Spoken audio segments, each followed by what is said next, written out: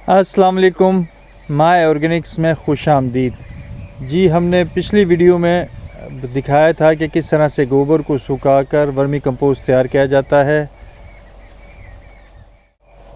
जी, पिछली वीडियो में ये हमने दिखाया था कि किस तरह हम गोबर को सुखाते हैं, फिर उसको पानी देते हैं, फिर उसके बाद गोबर का बेड बनाते हैं। अब हम दिखाएंगे कि हम लोग हार्वेस्टिंग किस तरह से कर रहे हैं। अब ये बेड है, ये देखें, ये बिल्कुल तैयार है बेड। इसके अंदर वर्मी कंपोस्ट बिल्कुल तैयार हो चुका है। सबसे पहले इसका हम जो भी जिससे मल्चिंग की हुई है, ये घास वगैरह सारा हटा देंगे। अच्छा जी, ये इसका घास उतार दिया गया है।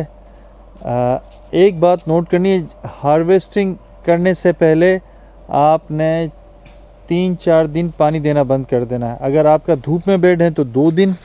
हमारे जैसे आप देख लें, ये कि बाग के अंदर बेड लगे हुए हैं, तो हम 4-5 दिन पहले पानी देना बंद कर देते हैं बेड को। अब ये फिर भी देख लें, थोड़ा सा इसमें गीलापन है घास उतारने के बाद। अब हम इसे 15 मिनट के लिए छोड़ देंगे ताकि थोड़ी हवा लगे, ये थोड़ा ड्राई हो जाए।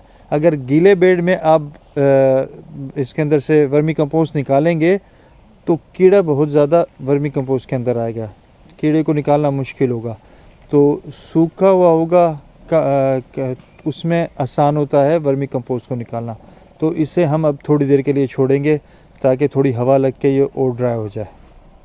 हमने इसको छोड़ दिया थोड़ी देर के लिए सूखने के लिए।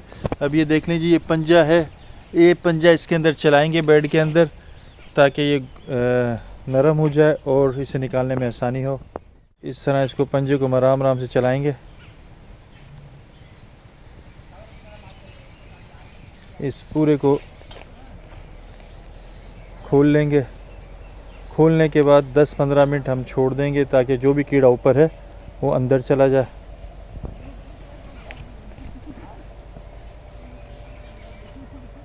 ये देखें जी, 10-15 मिनट हमने इसे छोड़ा तो सारा कीड़ा अंदर जा चुका है।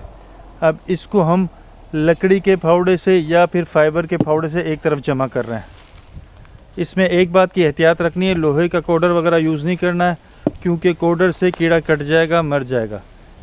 ठीक है, ये देख रहे हैं, जब फावड़े से हम इसको एक तरफ जमा कर रहे हैं तो नीचे कीड़ा निकल रहा है। अब ये जमा किया हुआ वर्मी कंपोस्ट है, इसे हम 10 मिनट के लिए छोड़ेंगे तो ताकि जो कीड़ा इसके अंदर आया हुआ है वो नीचे चला जाए।